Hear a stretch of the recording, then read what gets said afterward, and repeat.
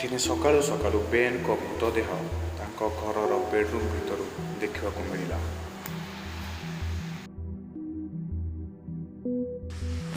ଘଟଣାସ୍ଥଳରେ ବେନ୍ଙ୍କର ଦୁଇ ସାଙ୍ଗ ଉପସ୍ଥିତ ଥିଲେ, ଯାହାଙ୍କର ନାମ ହେଲା ରୟ ଏବଂ ଜୟ।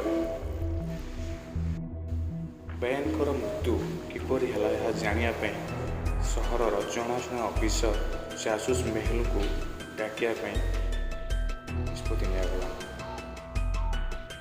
ଜଣାଶୁଣା ଅଫିସର ଜାସୁସ୍ ମେହୁଲ ଘରେ ଆସି ପହଞ୍ଚିଛନ୍ତି ଏବଂ ତାଙ୍କର ଯାଞ୍ଚ ଆରମ୍ଭ କରନ୍ତି।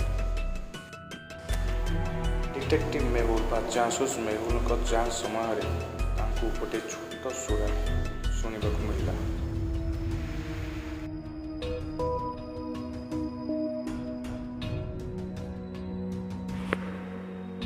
କି ବେନ୍ଙ୍କ ସାଙ୍ଗ ରୟଙ୍କ ପାଖରେ ଗୋଟେ କାର୍ ଥିଲା, ଯାହାର ରଙ୍ଗ ହଳଦିଆ ଥିଲା।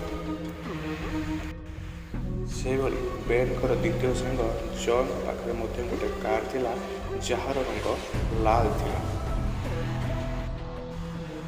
ଏବଂ ବେନ୍ ଯାହାର ମୃତ୍ୟୁ ହୋଇସାରିଥିଲା, ତାଙ୍କ ପାଖରେ ଗୋଟେ କଳା ରଙ୍ଗର କାର୍ ଥିଲା, ଯେଉଁଟାକି 1 ସପ୍ତାହ ଧରି ବେନ୍ଙ୍କ ଘର ସାମ୍ନାରେ ଠିଆ ହୋଇଥିଲା।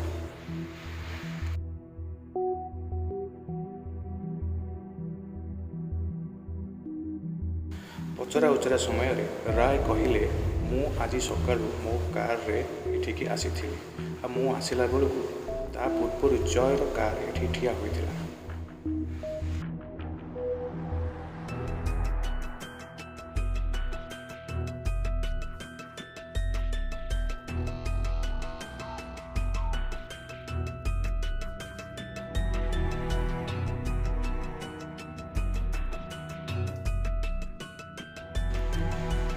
ସେଭଳି ଜୟକୁ ପଚାରିବାରୁ ଜୟ ମଧ୍ୟ କହିଲା, ମୁଁ ଆଜି ସକାଳୁ ଯେତେବେଳେ ଆସିଲି, ମୁଁ ଆସିବା ପୂର୍ବରୁ ରାୟର କାର୍ ଏଠି ଠିଆ ହୋଇଥିଲା। ମୋତେ ଏ ବିଷୟରେ କିଛି ବି ଜଣା ନାହିଁ ମେହୁଲ ସାର୍। ତେବେ ଏଇଠି ପ୍ରଶ୍ନ ଉଠୁଛି, ବେନ୍ଙ୍କର ହତ୍ୟା କିଏ କରିଛନ୍ତି, ରୟ କି ଜୟ?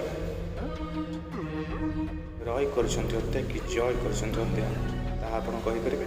କମେଣ୍ଟ କରି କୁହନ୍ତୁ କମେଣ୍ଟ ବକ୍ସରେ। ମୁଁ କହିଦେଉଛି, ସଠିକ୍ ଉତ୍ତରଟି ହେଲା ବେନ୍ଙ୍କର ହତ୍ୟା ରୟ କରିଛନ୍ତି।